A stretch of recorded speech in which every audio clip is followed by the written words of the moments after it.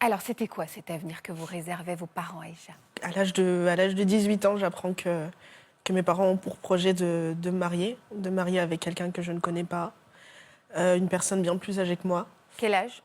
Enfin, combien d'âge de différence? une quarantaine d'années, Alors alors que que moi vous en j'avais avez que 18. 18 ans. Au début, encore, c'était pas très insistant. Au début, c'était on aimerait bien que tu te maries. Ah. Et moi, je me disais suffirait que je dise non, il suffisait que je dise non pour que cette idée soit abandonnée.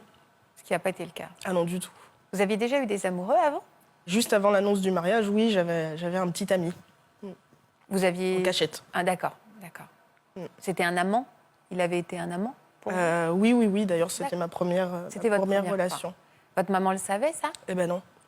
Justement, j'ai dû l'annoncer quand j'ai su qu'on allait me marier, que le mariage était fait même.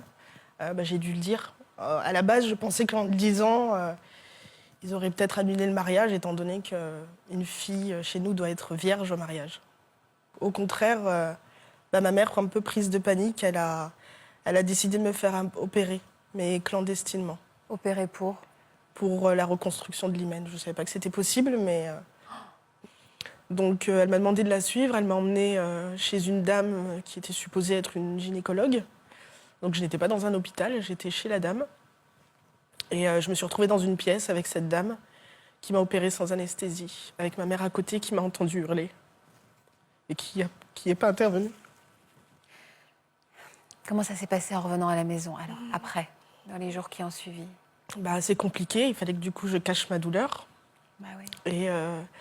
Et ensuite, c'est quelques mois plus tard que, de nouveau, elle me prend encore à part pour m'annoncer que là, le mariage avait été fait. Donc, sur le coup, je comprends pas trop, parce que j'étais pas là et que j'ai toujours dit non. Donc, alors, à quel moment c'est devenu concret, Aïcha? quand l'homme en question est arrivé au Sénégal. Donc là, elle m'a expliqué qu'il faudrait que je consomme le mariage avec lui. Donc, ils sont venus me chercher, pareil, un soir. Et on m'emmène dans un hôtel. Mais il faut savoir que, étant donné que ma mère n'était pas sûre que l'opération d'il y a quelques mois avait fonctionné, donc elle m'a donné une petite lame de rasoir et elle m'a demandé de me faire une petite entaille pour tacher le drap. Je me suis clipsée dans la salle de bain, je me suis entaillée et j'ai taché le drap. Et ensuite, je me suis retrouvée dans le lit avec cet homme. J'attendais que le jour se lève, quoi, parce que je savais que c'était le moment où je pourrais rentrer chez moi.